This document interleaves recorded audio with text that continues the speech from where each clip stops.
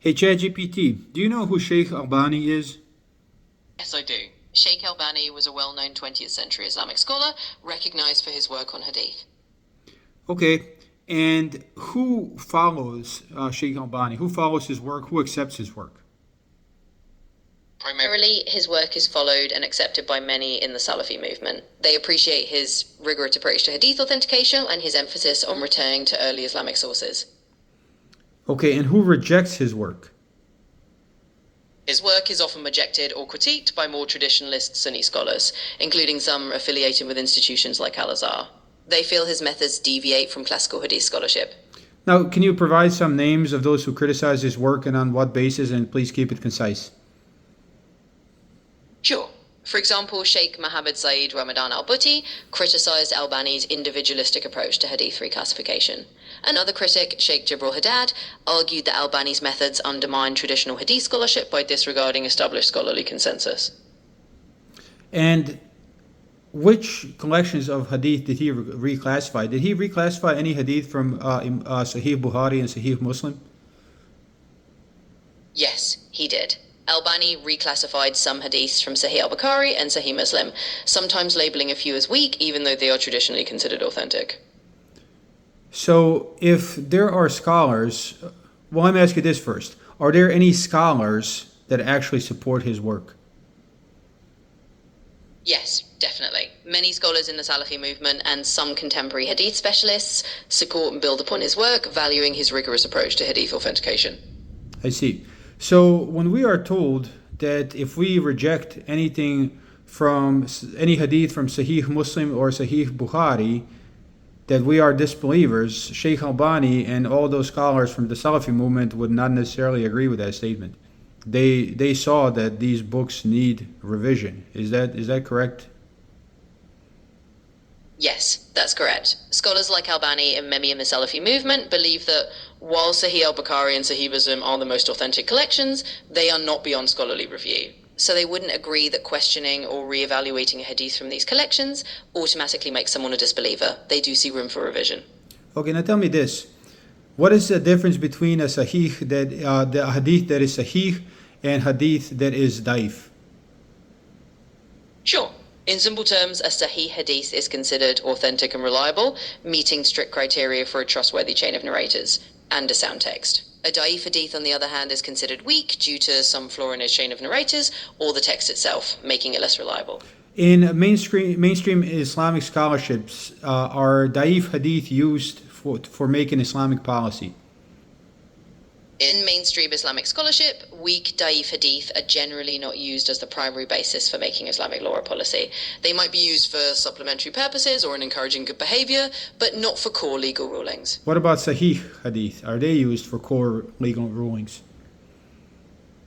Yes, absolutely. Sahih hadith are indeed used as a foundational source for core legal rulings in mainstream Islamic scholarship. They're considered highly reliable and form a key part of the evidence base for Islamic law. So if a person makes, like Shaykh Albani, when they make a hadith that used to be sahih into a hadith that used to be daif, for all intents and purposes, they are rejecting that hadith. Isn't that a correct assumption? In practical terms, yes, that's correct. When someone like Shaikh Al-Albani reclassifies a hadith from Sahih to Da'if, they are effectively treating it as unreliable for legal or theological rulings. So in that sense, they are rejecting its authenticity as a basis for core Islamic teachings. Did anybody ever accuse Shaykh Albani and the scholars that support him of being hadith rejectors outright? Or did they imply it at any point? Or accuse them of bid'ah? In short, yes, some critics have implied or accused Albani and his followers of engaging in a form of bid'ah innovation in hadith science by reclassifying well-established hadiths. While they may not always call them outright hadith rejectors, they do criticize their approach as undermining traditional scholarship. So yes, there's been that kind of implication. Can you give me a few names? Keep it short. Of course. For example, Sheikh Mohammed Zahid al-Kathari and Sheikh Mohammed Saeed Ramadan al-Buti, two notable scholars who criticized Albani's methods and implied that his approach was a form of innovation. Okay. So, in essence, when we look Islam, the way Shaykh Albani sees it, and the way that some of these people you mentioned see it, they are definitely in disagreement in regards to which hadith should be accepted as mainstream and which ones should be rejected. Correct? Yes, exactly. They fundamentally disagree on which hadith should be accepted or reclassified. So there's definitely a difference in their views on hadith authenticity and which narrations are mainstream. And for the last question, give me some historical figures that have advocated for reclassification of hadith, questioning hadith, start at the earliest known sources and all the way through today, and keep it concise. Sure. Historically, you can start with figures like Imam al-Daraqutni, 10th century, who critiqued some hadiths in Sahih collections. Moving forward, Ibn al-Salah, 13th century, also discussed hadith classification, though more conservatively. In the modern era, you have Ahmad Shakir and later Shaikh Al-Albani in the 20th century, who were known for re-evaluating hadiths more extensively. So, from early classical scholars to modern reformers, there's a lineage of figures who have engaged in hadith critique.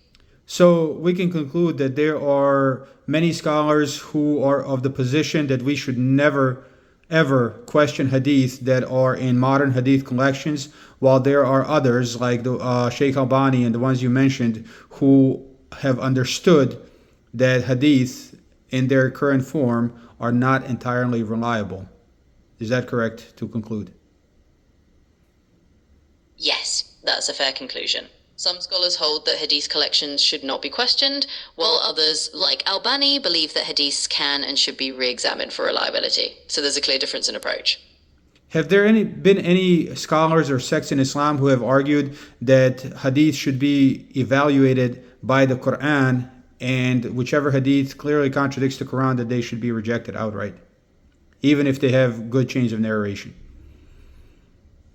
Yes, there have been scholars and groups who argue that hadith should be evaluated against the Quran. For instance, the Mutazilites, an early Islamic theological group, emphasized reason and the primacy of the Quran. They held that any hadith contradicting the Quran should be rejected.